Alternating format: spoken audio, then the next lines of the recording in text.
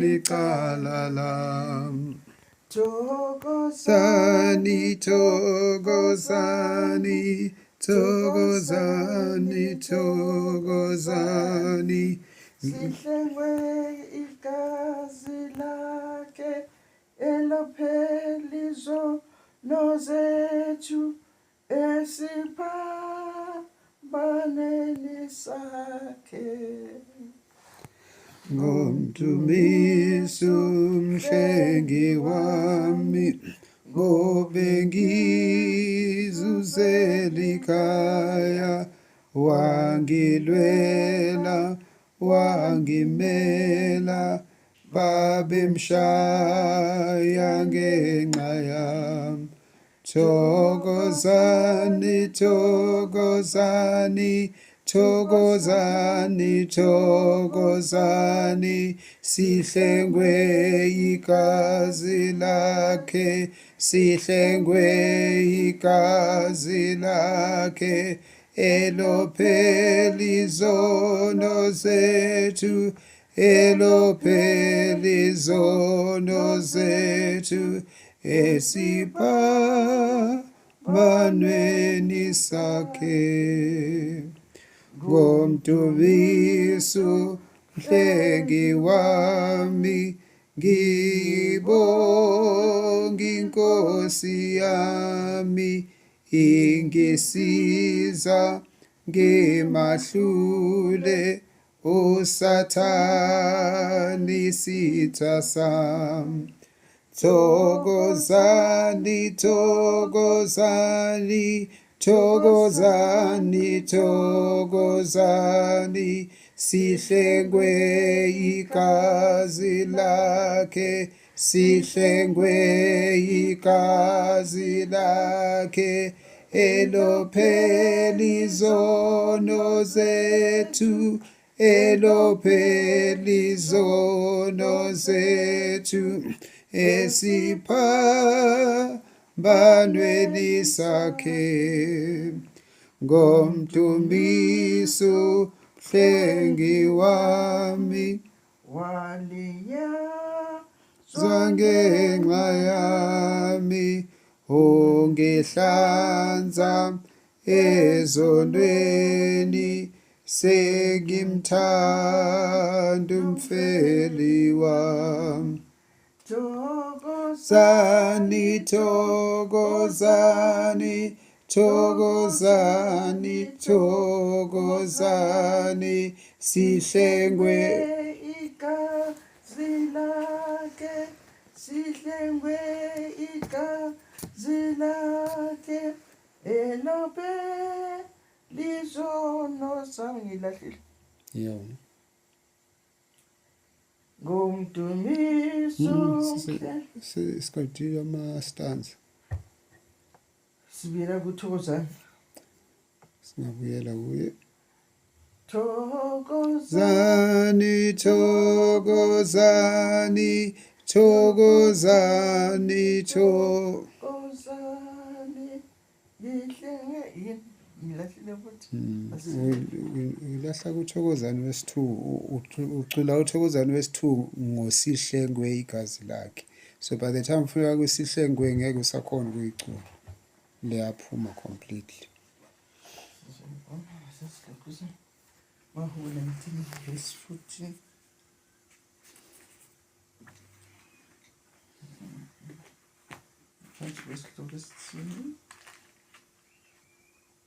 Ukumbonga uNkulunkulu ngezibusiso zakhe.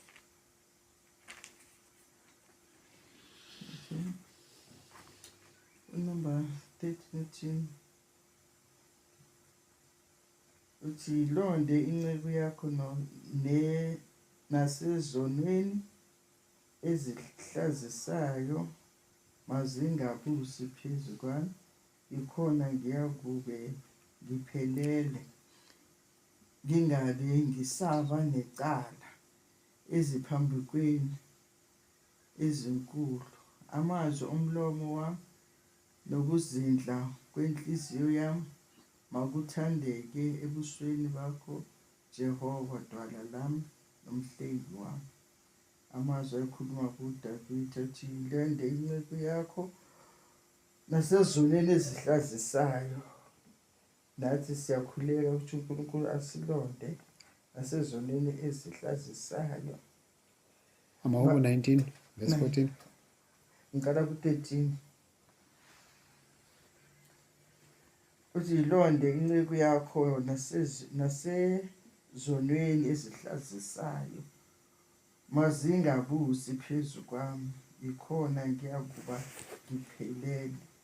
Ngizwa ukuthi uNkulunkulu amlonde, nathi angizwa ukuthi uNkulunkulu asilonde ezonweni ezihlazisayo, ngoba kukhona izono abantu abazenza uze usabe nokuthi lo muntu lona uyazizwa noma lo muntu wenzani ngendlela enza ngazo izono nobubi obudlangile ezweni. Abantu abasenamahloni ngezono abazenzayo. So manje la uyaqusa uDavida ukuthi nje yikhona ngiyakuba ngiphelele uma ungisusa kulezi mazingabusi phezu kwami, yikhona ngiyakuba ngiphelele, ngingabe ngisaba naqala eziphambukweni ezinkulu. Uma uNkulunkulu esusa lezi zono lezi, singabe sisaba necala eziphambukweni ezinkulu. Amazwi omlomo wami nokuzindla kwenhliziyo yami makuthandeke ebusweni bakho Jehova, dwala lami nomhlengi wami. Amazwi esiwakhipha ngomlomo wethu mawathandeke. Amazwi omlomo wami nokuzindla kwenhliziyo yami makuthandeke ebusweni bakho Jehova. Ngoba siyadlinza ngey'nhliziyo, kokunye sidlinza okubi, kokunye siyadlinza nje sazi ukuthi ngiyokudlinzekela abantu into ezinjalo zokudlinza. Kodwa manje uyanxusa ukuthi izinto ezinjalo, amazwi omlomo wami nokuzindla kwenhliziyo yami makuthandeke ebusweni bakho.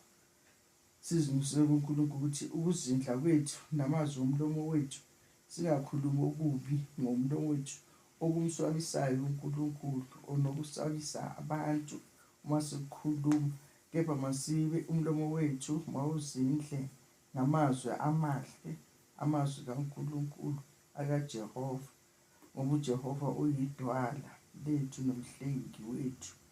Kulapho siphephela khona. Uma inhliziyo zethu zinamabibi, zigcwele amabibi, sawuphephela kanjani kuJehova ukuba sisindise, ngoba asicabangi lokho yena akucabangayo ushoyo.